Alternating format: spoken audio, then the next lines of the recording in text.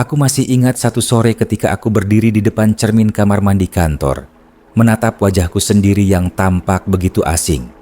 Tidak ada luka, tidak ada tangisan, tidak ada apapun yang terlihat buruk secara fisik. Tapi di dalam, aku merasa seperti sedang mati perlahan. Lucu ya, bagaimana seseorang bisa terlihat begitu baik, begitu tenang, begitu ramah, padahal dalam hatinya dia sedang berteriak meminta tolong. Aku tidak benci pekerjaanku. Aku bahkan bersyukur. Gajinya mencukupi, kantornya nyaman, rekan-rekannya tidak toksik. Tapi tetap saja ada rasa hampa yang sulit dijelaskan. Setiap pagi aku bangun dan rasanya seperti hanya mengulang hidup yang sama. Seperti robot, seperti mesin, seperti aku hidup bukan sebagai diriku sendiri. Sampai akhirnya aku mengenal istilah ini, quiet thriving. Istilah itu pertama kali aku dengar dari sebuah podcast psikologi pada awal tahun 2025. Sederhananya, quiet thriving adalah kebalikan dari quiet quitting. Kalau quiet quitting itu diam-diam menyerah dan berhenti berjuang secara emosional di tempat kerja, maka quiet thriving adalah kebalikannya. Diam-diam kembali mencintai pekerjaanmu dengan caramu sendiri. Konsep ini pertama kali diteliti oleh para ahli psikologi organisasi dari Universitas Stanford dan Harvard Medical School. Mereka menemukan bahwa sebagian besar orang yang merasa tidak bahagia dalam pekerjaan bukan karena beban kerja yang berat, tapi karena hilangnya makna, kendali, dan rasa terhubung dengan pekerjaan itu sendiri. Aku pun mulai bereksperimen. Langkah pertama yang aku lakukan adalah mengubah cara berpikirku. Dalam psikologi positif, ini disebut sebagai cognitive reframing, membingkai ulang sebuah situasi agar kita melihatnya dari sudut pandang yang lebih konstruktif. Awalnya aku merasa tugasku itu remeh, tidak penting.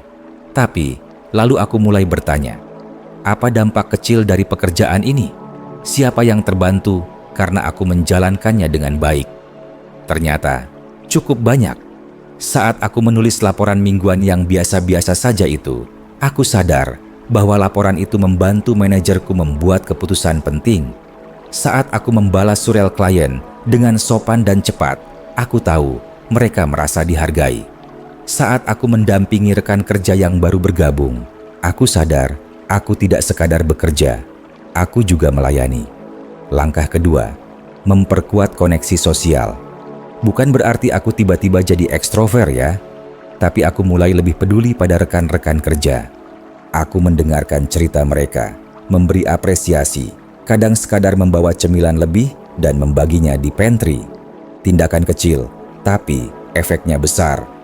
Langkah ketiga, menyelipkan jati diriku dalam pekerjaan. Aku suka menulis.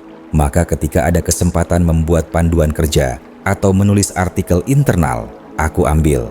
Aku jadi merasa lebih ada, lebih otentik.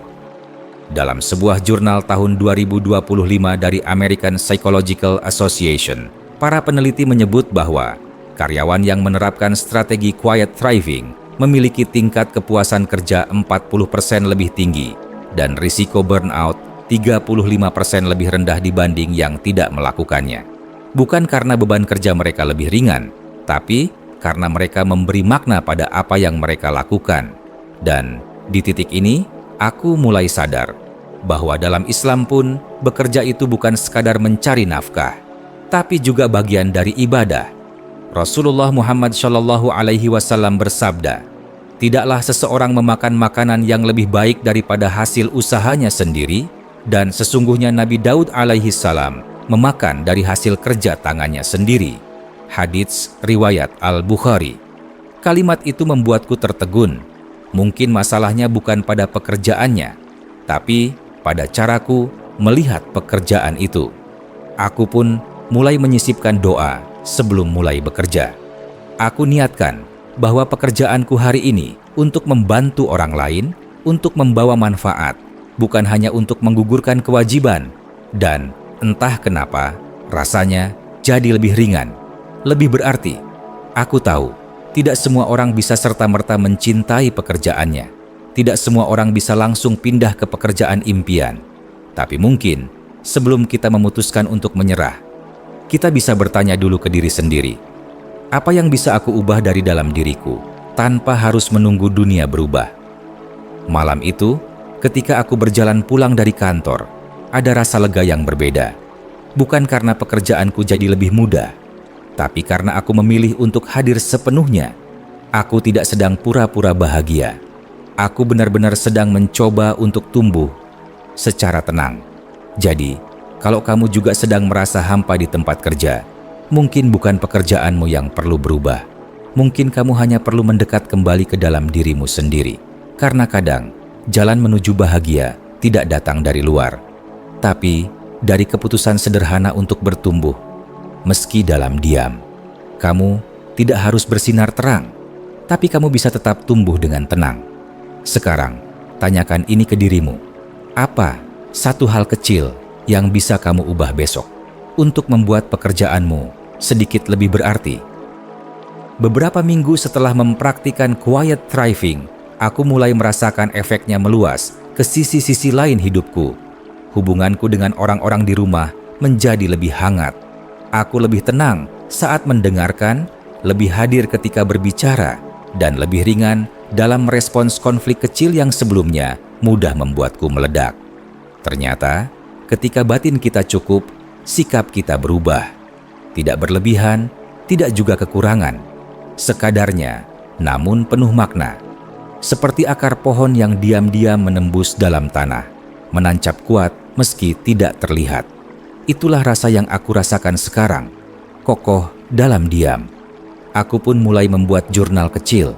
Setiap malam sebelum tidur, aku menulis satu hal baik yang terjadi hari itu, satu hal yang aku pelajari, dan satu hal yang ingin aku syukuri.